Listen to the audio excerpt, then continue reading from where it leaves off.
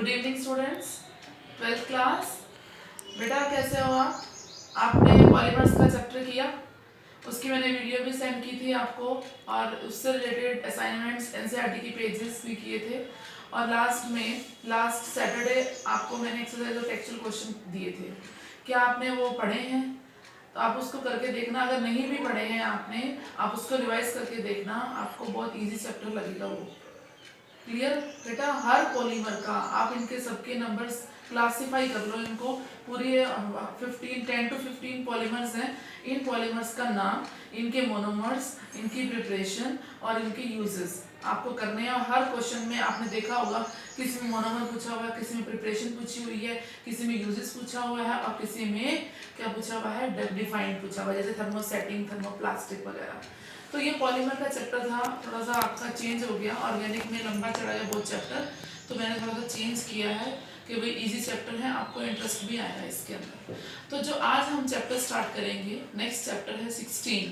15 आपने पॉलीमर किया है, आज 16 चैप्टर स्टार्ट करेंगे हम, जो कि है chemistry in everyday life. Chemistry in everyday life जो चैप्टर है आपका, पूरी डेली लाइफ से वो केमिस्ट्री जुड़ी हुई है हमारी। हम किस तरह से इसको, ड्रग्स को, मेडिसिन को यूज़ कर सकते हैं, कैसे रिलेटेड है हमारे डेली लाइफ से, ये हम कैसे क्योर कर सकते हैं। पूरे चैप्टर में आपने मेडिसिन के बारे में पढ़ना है। मेडिसिन जो आप पेन किलर्स वगैरह लेते हो, एंटासिड वगैरह लेते हो, इनके बारे में नॉलेज लेनी है। जनरल सा चैप्टर है, कोई न्यूमेरिकल नहीं है इसके अंदर, और स्ट्रक्चर भी कुछ हैं, सारे नहीं है। आपने सिर्फ जो स्ट्रक्चर्स हैं इसमें एनसीईआरटी में जो गिवन स्ट्रक्चर्स हैं, आपने एज इट इज उनको लर्न करना है स्ट्रक्चर्स को। बाकी जो मैं आपको बताऊंगी, एक्सप्लेन करूंगी, वो ही आपने एनसीईआरटी में से पढ़ना है ड्रग्स के बारे में। तो स्टार्ट करते हैं, केमिस्ट्री इन एवरीडे लाइफ। हमारे डेली लाइफ में केमिस्ट्री कैसे ऐड हुई है। बेटा इंटरेस्टिंग चैप्टर है, ध्यान से सुनना।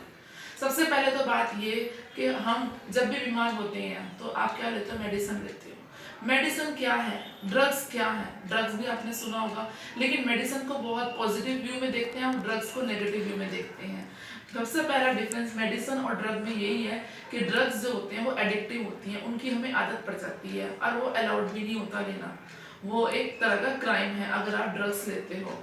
अगर आप अपने बॉडी की एक्स्ट्रा ऑर्डिनरी ग्रोथ चाहते हो, टाइम से पहले चाहते हो, किसी ना किसी फॉर्म में वो आपको लेनी पड़ती है। हार्मोन्स जिसे कहते हो आप, अलग से एक्स्ट्रा लेते हैं। जितने भी प्लेयर्स, क्रिकेटर्स हैं, उनको तो ये उनके लिए तो एक क्राइम है ड्रग लेना।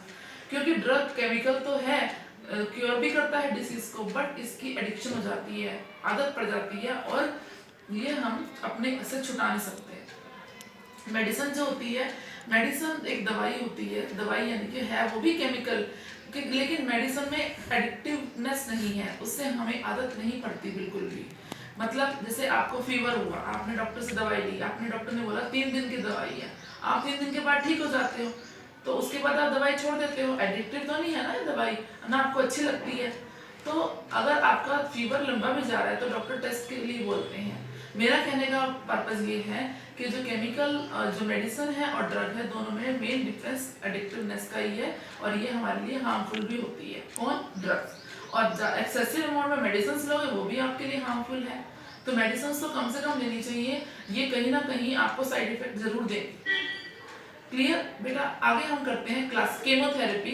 कीमोथेरेपी में हम डिफरेंट टाइप के केमिकल्स पढ़ते हैं जो use to cure the disease, cure from the disease. उसके बाद हम पढ़ते हैं क्लासिफिकेशन के बारे में। क्लासिफिकेशन, सबसे पहले इतने सारे ड्रग्स हैं, एक तो मेडिसिन नहीं है हमारे पास, बहुत सारी मेडिसिन हैं। जैसे स्किन डिसीज की हो गई, वायरल इन्फेक्शन की डिसीज होगी, नेक से रिलेटेड है, कफ से रिलेटेड है, लंग्स इन्फेक्शन है, तो डिफरेंट टाइप्स की डिसीज हैं। इन सारे डिसीज ड्रग्स को, मेडिसिन को सॉरी, हमने क्लासिफाई किया हुआ है on the basis of their pharmacological effect. Pharmacy ने इन ड्रग्स, मेडिसिन को कैसे क्लासिफाई किया हुआ है। सेकेंड क्लासिफिकेशन पढ़ेंगे हम on the basis of their drug action, drug का एक्शन क्या है। थर्ड टाइप की क्लासिफिकेशन पढ़ेंगे हम इनका केमिकल स्ट्रक्चर के बेस पर, केमिकल स्ट्रक्चर इनका कैसा होता है। और लास्ट क्लासिफिकेशन है on the basis of their molecular target. तो ये क्लासिफिकेशन है जिस पर हम बेस्ड हम मेडिसिन के बारे में पढ़ते हैं। सबसे पहली बात ये है कि किस तरह से बॉडी में ड्रग जाकर, मेडिसिन जाकर अटैक करती है, किस तरह से उस एरिया को आपकी क्योर करती है। क्लियर। ड्रग जो है टारगेट जहाँ पर होता है, मान लो आपके हेडेक हो रहा है, हेडेक के लिए आप एक पेन किलर लोगे, तो हेडेक के लिए पेन किलर आपने जैसे ही लिया, वो पेन किलर उसी टारगेट पर जाएगी जहाँ पर उसको जाना है। अगर वो हेड में प्रॉब्लम है तो हेड में ही जाएगी, जो जिस एरिया में आपके हेडेक हो रहा है उस एरिया को या तो चारों तरफ से अरेस्ट कर लेगी, अरेस्ट यानी कि जो पार्ट आपका हेडेक वाला है, पेनफुल है, उसको वो ब्लॉक कर लेगी। ब्लॉक करने से क्या होगा, उसकी जो इस पेन को क्रिएट कर रहे हैं, कॉज है जिसका, उसको वो सुप्रेस करेगा, दबा देगा। तो ऐसा नहीं है कि एक ड्रग, एक मेडिसिन आपने ले ली, आप उसको पूरी बॉडी में कहीं भी यूज कर सकते हो। वायरल इन्फेक्शन की अलग होगी, एसिडिटी हो रही है अलग होगी, ठीक है। तो सबका अलग अलग एक्शन होता है। तो जो भी आपने जिस भी एरिया में आपके पेन है, ड्रग्स जो है वो डायरेक्ट वहां जाती हैं। जो ड्रग्स होती हैं एंजाइम के साथ इंटरेक्ट भी करती हैं। आपने एंजाइम के बारे में सुना होगा, दे आर द बायोकैटलिस्ट होती हैं और क्या करती हैं, रिएक्शन के रेट को फास्ट कर देती हैं। एंजाइम जो है ड्रग के साथ या किसी भी मेडिसिन के साथ वो बाइंड करती है। बाइंड कैसे करती है, जैसे लॉक एंड की का मैकेनिज्म होता है। लॉक एंड की, लॉक के अंदर आपने देखा होगा कुछ एलोस्टेरिक साइट्स होती हैं, एक पर्टिकुलर साइट जिसमें की जाती है, चाबी जाती है, जिसमें चाबी के अंदर भी, की के अंदर भी कुछ सॉकेट्स होते हैं जो लॉक के अंदर बिल्कुल फिक्स हो जाते हैं और जाकर उसका आप रोटेट करते हो तो वो अपना एक्शन दिखा देते हैं। इस तरह से एंजाइम्स के अंदर भी कुछ एक्टिव साइट्स होती हैं और ये स्पेसिफिक भी होते हैं नेचर में। ऐसा नहीं है हर ड्रग के साथ, हर मेडिसिन के साथ हर एंजाइम ऐड हो जाएगा। जिस तरह की मेडिसिन होगी उसी तरह का एंजाइम आप यूज करोगे, क्योंकि लॉक एंड की मैकेनिज्म के ऊपर बेस्ड है। लॉक एंड की का मतलब जिस तरह से लॉक और की आपस में इंटरेक्ट होकर रिएक्शन कर देते हैं, प्रोडक्ट बना देते हैं, उसी तरह से एंजाइम और जो ड्रग है वो आपस में इंटरेक्ट करते हैं। इसी तरह से अब हर ताले की चाबी अलग अलग होती है, ऐसा तो नहीं है हर चाबी हर ताले में लग जाती है। जो उसके सॉकेट्स होते हैं चाबी के, वो उसी तरह से बने होते हैं जैसा उसका लॉक होता है। ऐसे ही लॉक तो है हमारा एंजाइम और जो चाबी है, जो की है, वो क्या हो गया, हमारा ड्रग हो गया। तो वो जाती है एंजाइम के अंदर। जैसे लॉक है, लॉक का छोटा सा एरिया एक्टिव होता है, लेकिन जो rest of the area of the lock, rest of the part of the lock is called the allosteric site. The site other than the active site is called the allosteric site। तो आपने जो आपको मैं pages दूंगी NCERT के भी भेजूंगी, reference के भी आपको सेंड करूंगी, तो उसमें आपने डायग्राम के थ्रू ये चेक करना है, ये देखना है किस तरह से ड्रग एंजाइम के साथ इंटरेक्ट होती है और इंटरेक्ट करने के बाद कंपाउंड बनाएगी, यानी कि प्रोडक्ट बनना आपका शुरू हो जाएगा और एज इट इज एंजाइम वापस निकल आएगा। एंजाइम्स कंज्यूम नहीं होते हैं, एंजाइम तो अपना एक्शन दिखाकर वापस एज इट इज रिलीज हो जाते हैं। क्लियर हो गया एक्टिव साइट और एलोस्टेरिक साइट के बारे में आपको क्या होता है। Thank you very much dear students, प्यारे बच्चों। अब हम आगे कंटिन्यू करते हैं 12th इसको चैप्टर को, केमिस्ट्री इन एवरीडे लाइफ को। हमारा नेक्स्ट टॉपिक जो होगा रिसेप्टर एज ड्रग टारगेट। जो रिसेप्टर होता है वो मैसेज को रिसीव करता है और ड्रग टारगेट, ड्रग क्या करेगी, जहाँ पर उसने टारगेट लेना है, जहाँ पर वो टारगेट करेगी, वो किस तरह से करेगी। अब मान लो आपके कहीं पेन हो रहा है, यहाँ पर पिंच किया बाजू पर, तो क्या होगा, ये जो मैसेज है पिंच करने का सारा न्यूरोट्रांसमीटर के थ्रू माइंड में जाएगा और माइंड में जो भी ऑर्डर देगा ब्रेन का जो पार्ट होगा कि भाई इस तरह से करना है, हाथ पीछे उठाना है। तो इस तरह के जो एडवांस होते हैं, जिसे रिफ्लेक्स एक्शन भी कहते हैं, एडवांस जो रिएक्शन होगा उसको क्या कहते हैं, रिसेप्टर। जो मैसेज रिसीव किया, नर्व्स ने मैसेज रिसीव किया, उसको माइंड तक, ब्रेन तक पहुंचाया, उसके बाद जो भी एक्शन हुआ। इसी तरह से कोई भी ड्रग है तो वो बॉडी के अंदर जाकर सेल्स के साथ कैसे कम्युनिकेशन करती है, किस तरह से मैसेज को रिसीव करके आगे उससे क्या करना है वो बताती हैं। सेल्स में भी हमारे पास कुछ एक्टिव साइट्स होती हैं, सेल मेम्ब्रेन के ऊपर एक्टिव साइट होती है जहाँ पर ड्रग जाकर इंटरेक्ट करती है, इंटरेक्ट करने के बाद अपना एक्शन दिखाएगी और अपना उसमें वहाँ पर कंज्यूम हो जाएगी। तो आपके पास डायग्राम भी मिलेगा आपको, सेल मेम्ब्रेन का डायग्राम कैसा होता है और उसके आउटर कवरिंग पर किस तरह से सेल मेम्ब्रेन के आउटर कवरिंग पर किस तरह से एक्टिव साइट होती है और ड्रग उस पर जाकर ऐसे इंटरेक्ट करती है, जैसे लॉक एंड की का मैकेनिज्म एंजाइम और ड्रग इंटरेक्शन में आपने देखा था। ठीक है बच्चों, उसके बाद हम करेंगे classification of drugs, different type की क्लासिफिकेशन क्या है। सबसे पहले हमें पढ़ना है एंट एसिड के बारे में। एंट मैंने होता है उल्टा, एसिड मैंने एसिड एसिड। अब जब आपकी बॉडी में आप जब कुछ इस तरह का कोई फास्ट फूड या तला हुआ कोई ऑयली चीज़ें खा लेते हैं तो आपकी बॉडी के अंदर जो है एसिड बनना शुरू हो जाता है, एसिडिटी कहते हैं जिसको। अब उस एसिडिटी को रिमूव करने के लिए आप डिफरेंट टाइप्स की क्या लेते हो, एंटासिड लेते हो, जो आपने 10th में पढ़ा हुआ है एंटासिड। जैसे आप माइल्ड बेस लेते हो, बेकिंग वो लेते हो, आप सोडा लेते हो, इनो ले लेते हो, तो वो तो डिफरेंट चीज़ें हैं जो आप घर पर यूज़ करते हो। हमारे पास डिफरेंट एग्जाम्पल भी हैं एंटासिड के। तो आपने जितने भी क्लासिफिकेशन ऑफ ड्रग्स हैं उसमें डेफिनेशन क्या है, उनकी डेफिनेशन, उनके दो एग्जाम्पल एटलीस्ट करने हैं, और जितने स्ट्रक्चर एनसीईआरटी में आपको गिवन है आपको वो एज इट इज याद करने हैं, ठीक है। जैसे हम एंटासिड में हिस्टेडीन, सिमेटिडीन, रेनिटिडीन, इनका एग्जाम्पल करेंगे। एंटासिड के बाद आता है एंटीहिस्टामाइन। एंटीहिस्टामाइन, अब एंटी मैंने होता है रिवर्स, हिस्टामाइन जो हिस्टामाइन को जब एक्सेस हो जाता है बॉडी के अंदर उसको रिलीज, उसको दूर करने के लिए हम एंटीहिस्टामाइन ड्रग लेते हैं। हिस्टामाइन जो होता है ये एक पोटेंट वेसोडाइलेटर होता है। क्या होता है? पोटेंट वेसोडाइलेटर, और ये हमारी बॉडी में वेरियस फंक्शन जो है परफॉर्म करता है। हिस्टामाइन जो है also responsible for the common cold, जितनी भी इन्फेक्शन होती है उससे रिलेटेड है ये। तो जब हमारे बॉडी में हिस्टामाइन ज़्यादा रिलीज होना शुरू हो जाता है तो उसको हम दूर करने के लिए एंटी हिस्टामाइन ड्रग्स लेते हैं। जैसे हम लेते हैं टेरिफेनिडिडाइन, ठीक है। तो आपने इसके भी दो एग्जाम्पल करने हैं। नेक्स्ट हम करेंगे ट्रांसक्विल्जर्स। ट्रांसक्विल्जर्स क्या होते हैं? ये ऐसे मेडिसिन होती हैं जो जब बॉडी के अंदर बहुत ज़्यादा मेंटल टेंशन होती है, डिप्रेशन हो जाता है बहुत ज़्यादा, कॉन्शियस अनकॉन्शियसनेस रहती है, तो उसको दूर करने के लिए आप क्या लेते हैं? ट्रांसक्विल्जर्स लेते हैं। ट्रांसक्विल्जर्स होते हैं एंटी डिप्रेसेंट होते हैं जो डिप्रेशन को दूर करने के लिए लिए जाते हैं। तो ये इस तरह की इसमें हम बातें पढ़ोगे, एग्जाम्पल आपने पढ़ना है इसमें। एंटी डिप्रेसेंट ड्रग्स जो है फिनेल्जिन है, इपोजाइड है, डिफरेंट टाइप की एंटी डिप्रेसेंट ड्रग्स भी हैं हमारे पास। नर्कोटिक भी है और नॉन नर्कोटिक भी है। जो अभी आपको कराएंगे नर्कोटिक क्या होता है, सबसे उससे पहले करेंगे एनाल्जेसिक। एनाल्जेसिक एक ऐसी ड्रग है जो हमारी बॉडी में जो पेन है उसको एबॉलिश करती है, खत्म कर देती है या कम कर देती है, कॉजिंग द कॉन्शियसनेस, उससे मेंटल कंफ्यूजन भी हो जाता है, इसमें पैरालिसिस भी हो जाता है। तो एनाल्जेसिक जो है इसी तरह की ड्रग है। ये दो तरह की होती है, नर्कोटिक ड्रग और नॉन नर्कोटिक ड्रग होती है। नर्कोटिक ड्रग जो होती है वो ऐसी होती है जिनको खाने से हमें आदत पड़ जाती है, और जो ठीक है नर्कोटिक ड्रग लंबे समय तक ली जाती हैं, और नॉन नर्कोटिक जो होती हैं वो नॉन एडिक्टिव होती हैं। नर्कोटिक से तो एडिक्टिव हो गई, और नॉन नर्कोटिक कैसे होती है? नॉन एडिक्टिव, जिनकी हमें आदत नहीं पड़ती। तो आपने इनका भी एग्जाम्पल करना है, सबके स्ट्रक्चर्स आपने एनसीईआरटी वाले करने हैं।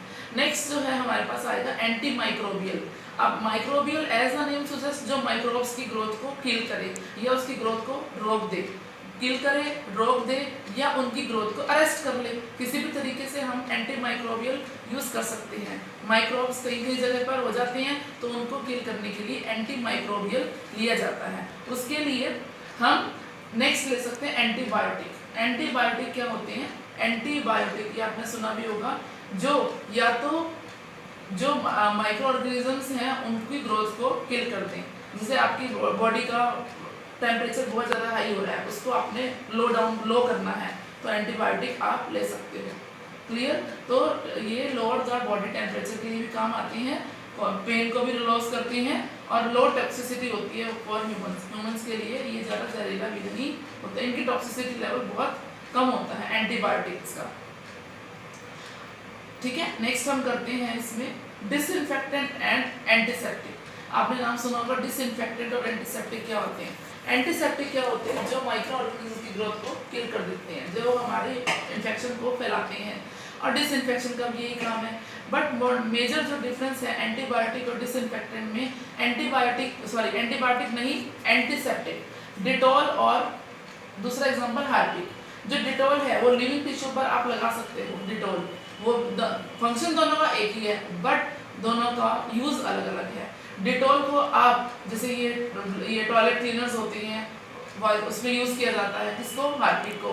हार्पिक को हम लिविंग टिश्यू पर नहीं लगा सकते, स्किन पर नहीं लगा सकते क्योंकि उसमें एसिड होता है, इसीलिए डिटॉल को हम यूज कर सकते हैं एंटीसेप्टिक, और डिसइंफेक्टेंट जो होगा हमारा क्या होगा? हार्पिक। उसके बाद हम जो करेंगे इसमें नेक्स्ट जो आएगा एंटीसेप्टिक एंटी फर्टिलिटी ड्रग आएगा। एंटी फर्टिलिटी ड्रग क्या होता है? जो फर्टिलिटी को रोक दे। चेक करें फर्टिलिटी क्या होता है, जो प्रेगनेंसी को बता दे, चेक करे, तो उसको रोकने के लिए जो ड्रग ली जाती है उसे एंटी फर्टिलिटी ड्रग कहते हैं। इसका भी आपने दो एग्जाम्पल करने हैं, ठीक है, डिफरेंट एग्जाम्पल आपको मिलेंगे। उसके बाद ये ड्रग्स का सारा खत्म होगी, क्लासिफिकेशन जितनी भी थी। नेक्स्ट हमने करना है केमिकल इन फूड। आप सभी को पता है कि हमारे फूड के अंदर बहुत सारे केमिकल्स होते हैं केमिकल्स किस फॉर्म में होंगे? फूड कलर की फॉर्म में होंगे, इंजेक्शन दिए जाते हैं वेजिटेबल्स के अंदर, एक्स्ट्राऑर्डिनरी ग्रोथ होती है उनकी, सीजनल वेजिटेबल्स आपको पूरे ईयरली मिलती हैं, तो कहीं ना कहीं उनके अंदर केमिकल का स्प्रे किया जाता है उनकी आर्टिफिशियल ग्रोथ करने के लिए। क्लियर? तो किस तरह से आप यूज़ कर सकते हो। उसके बाद आर्टिफिशियल स्वीटनिंग एजेंट। अब देखो शुगर केन है, ये तो स्वीटनिंग है, मीठा होता है ये, इससे चीनी भी बनती है, लेकिन आर्टिफिशियल स्वीटनिंग एजेंट जो होते हैं जो सिंथेटिकली मैन मेड होते हैं, जो लैब वगैरह में बनाए जाते हैं, जैसे एलिटेम है, सुक्रेलोज है, सबके जो स्वीटनिंग एजेंट पावर स्वीटनर है, जो स्वीटनिंग कितने टाइम है 2000 टाइम्स। एलिटेम सबसे ज़्यादा स्वीटनिंग पावरफुल है, सुक्रेलोज की भी मिठास है, स्वीटनिंग एजेंट है, सबकी अलग अलग है। तो डिफरेंट एग्जांपल्स हैं आर्टिफिशियल स्वीटनिंग एजेंट के। क्लियर? एस्पार्टेम का 100 टाइम्स होता है, सैकरिन का 550 टाइम्स होता है, सुक्रेलोज का 600 होता है, और एलिटेम का 2000 टाइम्स मीठा होता है, ये 2000 टाइम्स। उसके बाद है फूड प्रिजर्वेटिव। फूड प्रिजर्वेटिव क्या होता है? जो हम फूड को प्रिजर्व रखने के लिए डालते हैं। आप सभी को पता है, अब पिकल्स हैं, चटनी है, अचार है, जो बहुत लंबे समय तक रखे रहते हैं। अब वो खराब क्यों नहीं होते? क्योंकि उसके अंदर प्रिजर्वेटिव डाला जाता है। क्या प्रिजर्वेटिव डाला जाता है? उसके अंदर सोडियम बेंजोएट डालते हैं। सोडियम बेंजोएट डालने से सिरका भी है, नमक भी है, अचार के अंदर नमक ज़्यादा रहता है, ऑयल भी है, अपने आप में एक प्रिजर्वेटिव है, क्योंकि अचार के अंदर अगर ऑयल अच्छे से रहेगा तो वो खराब नहीं होगा। तो डिफरेंट टाइप के प्रिजर्वेटिव्स यूज होते हैं फूड के अंदर, जो सोडियम बेंजोएट वगैरह, तो आपको इसके नाम याद रखने हैं। उसके बाद आता है बेटा टाइप्स ऑफ सोप्स। सोप्स कितने टाइप्स की होती हैं ये आप अपनी बुक से खुद रीड कर सकते हो, आपने 11th में भी पढ़ा हुआ है। सिंथेटिक डिटर्जेंट, सोप्स और डिटर्जेंट में क्या डिफरेंस है आप इसको पढ़ लो। एनायनिक डिटर्जेंट, कैटायनिक डिटर्जेंट, ये आपने हाइड्रोजन वाले चैप्टर में पढ़ा हुआ है, किस तरह से ये सोप्स क्लींजिंग एक्शन है। सोप कितनी तरह का होता है, क्या स्ट्रक्चर होता है, क्या इसका रिएक्शन होता है। आपने आज की इस वीडियो में केमिस्ट्री इन एवरीडे लाइफ की एक समरी रिवीजन टाइप पढ़ा है कि इस चैप्टर में क्या क्या है, आपको क्या करना है, और ये एक इंटरेस्टिंग चैप्टर है जो आपको सिर्फ रीडिंग से ही आ जाएगा, क्योंकि ये आप अच्छे से कर सकोगे।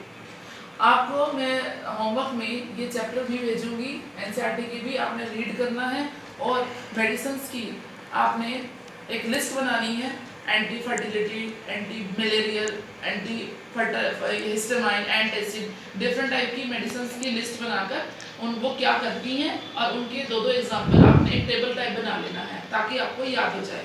ऐसे ही आर्टिफिशियल स्वीटनिंग एजेंट में भी आपने जो 4 टाइम्स हैं आर्टिफिशियल स्वीटनिंग एजेंट में 4 आपको एग्जाम्पल दिए हैं, उनका क्या नाम है, उनकी पावर है स्वीटनिंग एजेंट की, फूड में प्रिजर्वेटिव कैसे यूज होते हैं, तो इस तरह के आपने सोप्स के बारे में। इसमें से बेटा पेपर में मल्टीपल चॉइस क्वेश्चन ही आता है और ज़्यादा नंबर का ये लेसन भी नहीं है, 2 या 3 मार्क्स का लेसन है ये, 2 या 3 मार्क्स का लेसन है, तो इसको आपने ज़्यादा टाइम नहीं लगाना, आपने इसको अच्छे से रीड करना है।